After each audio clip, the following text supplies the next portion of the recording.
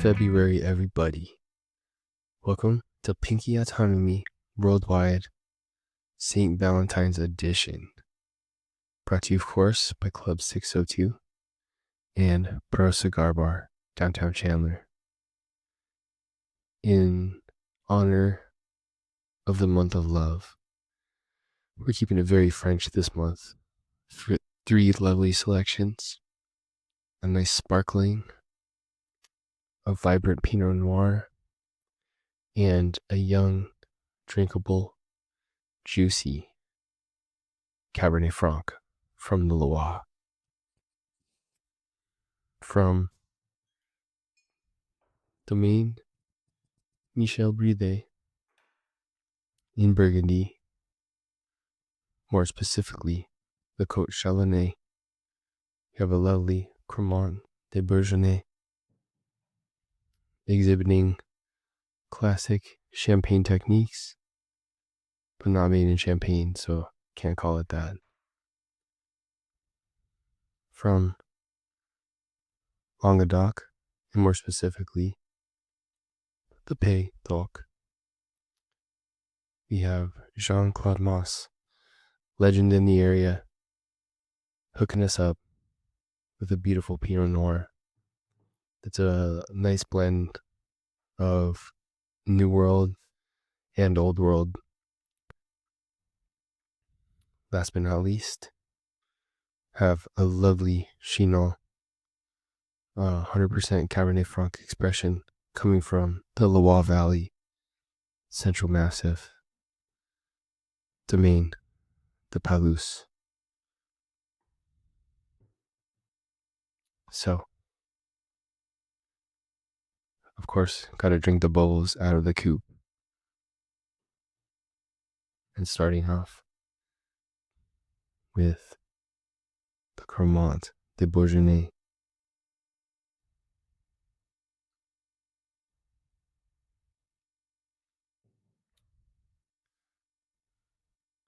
In true sparkling style, this Crémant is actually 40% Chardonnay, 40% Pinot Noir, and actually 20% Aligote, which is a grape that only grows, well, not only, but mostly only grows in the Burgundy region.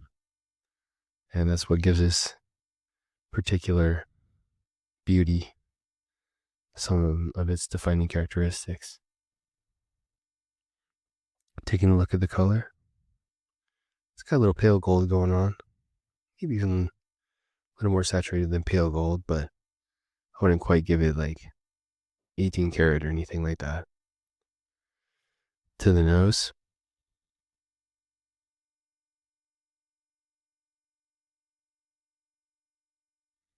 it's got real apple, citrus, just kind of a custard almost thing going on. Little stone fruit in the nose too.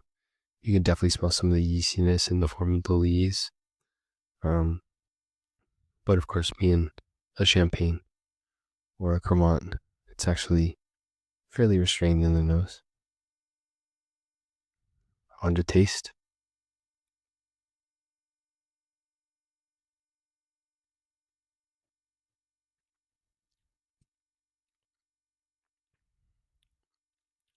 Yeah, it definitely has kind of a creamy custard element to it, like a little apple custard, because that apple is definitely there, which actually is indicative of the Aligote.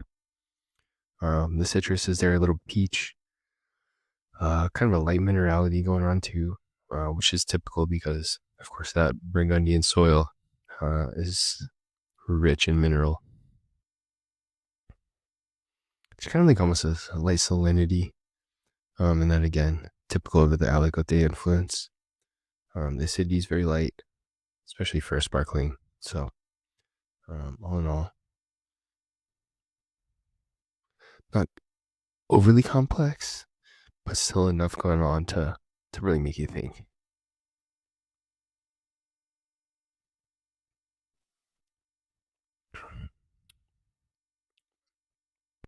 Food-wise, very food friendly.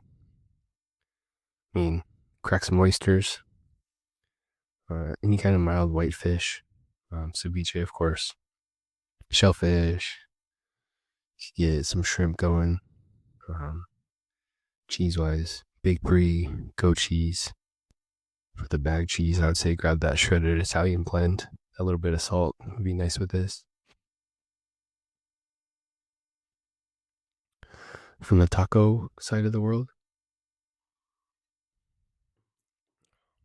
grilled fish tacos. No question.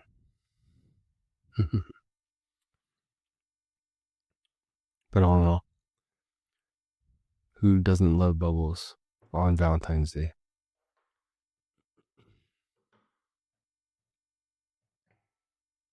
All right, on to the arrogant frog. Again, the Lily Pad Noir from the Palmas Massive.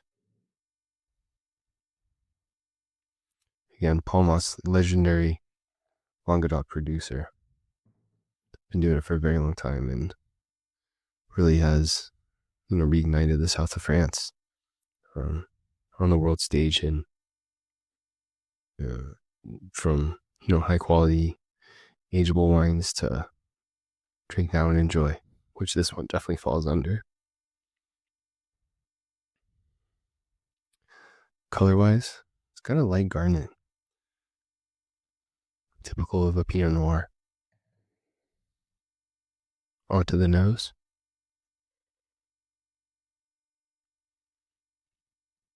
The first thing I think is very powerful nose from a fruit standpoint and otherwise, especially for a French Pinot Noir. In contrast to Burgundy, where the Pinot is much more subtle, refined. This one really jumps out at you, and so it kind of balances a New World approach with big fruit and oak, with vines that have been around for thousands of years.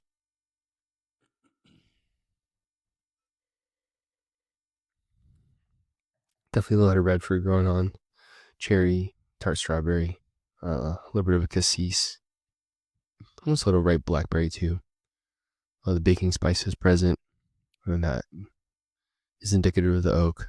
Half the wine gets thrown into new oak barrels and the other half in stainless. So the final product for sure reflects that. A little bit of vanilla again from that oak, and then kind of some light limestone.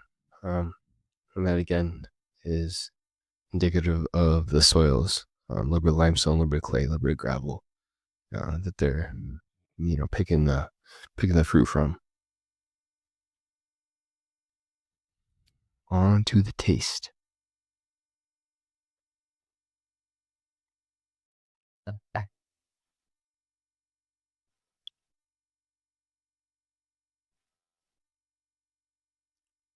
Wow.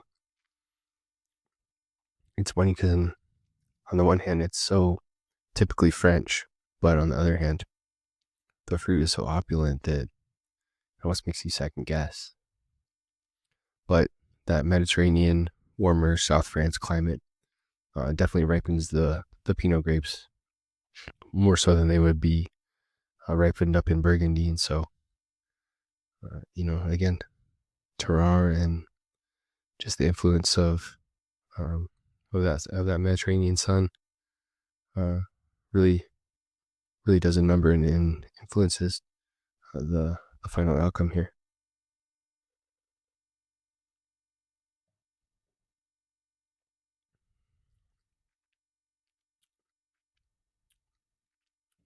On the palate, definitely some cherry and strawberry pokes through. And a good amount of the cassis, a little tart. You almost taste like earthy soil, like almost potting soil, with that limestoney kind of essence. But you also taste the earth a little bit. Finish is actually slightly dry. Tannins are light to medium, but present. Velvety, I guess you could say. The acidity is very balanced, and It's a solid medium-bodied wine. Incredibly food-friendly.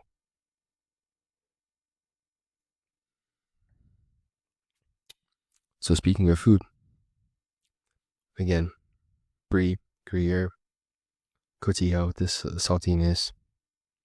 If you're going for the bag cheese in the fridge, cheddar mozzarella would be nice. The creaminess with this. I mean, from the seafood side of the world, salmon would be an excellent pairing. Gosh, you can get some really gamey, like duck and lamb and pork, of course. A leaner steak would be really nice with this. Chicken, whole roasted chicken, or I mean, you go a lot of different routes. Taco pairing, gotta be al pastor, the lovely pork with the pineapple influence.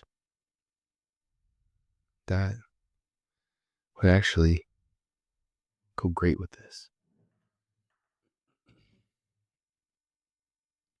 And last but not least, Messanges Rouge Chinon from Domaine de Pallas, a very typical Chinon producer, right in the middle of the Loire Valley.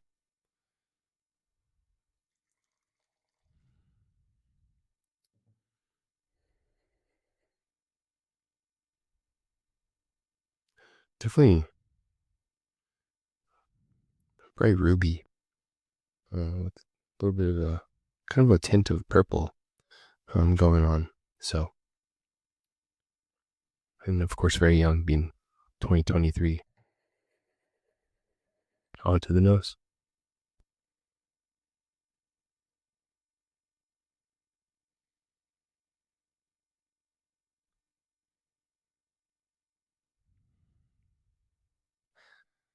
I do believe we have a first on Tequila Worldwide.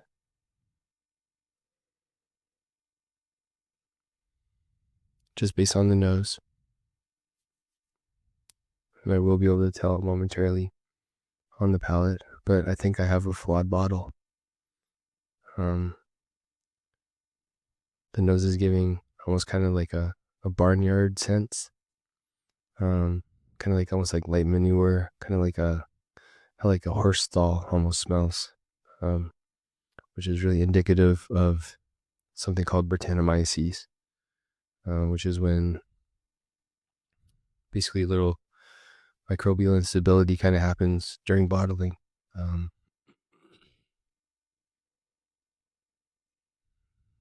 pretty sure that's what we got going on here. So I'm going to taste it and hope I'm wrong.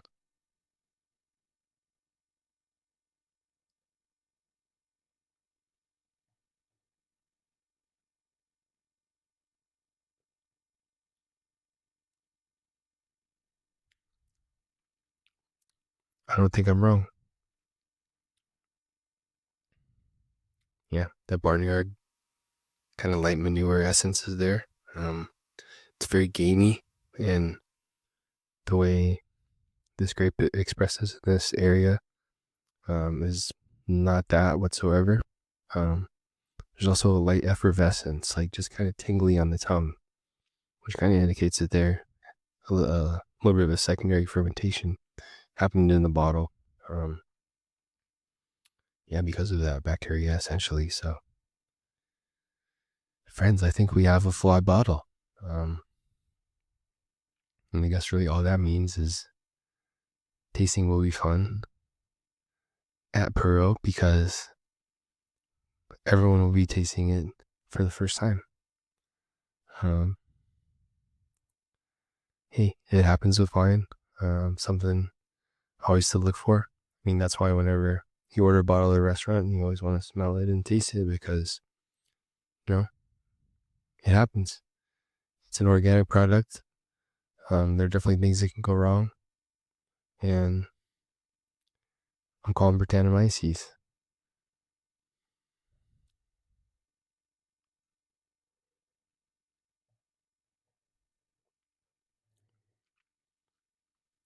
I've tried some Cab Franc in my life. And this is not that. So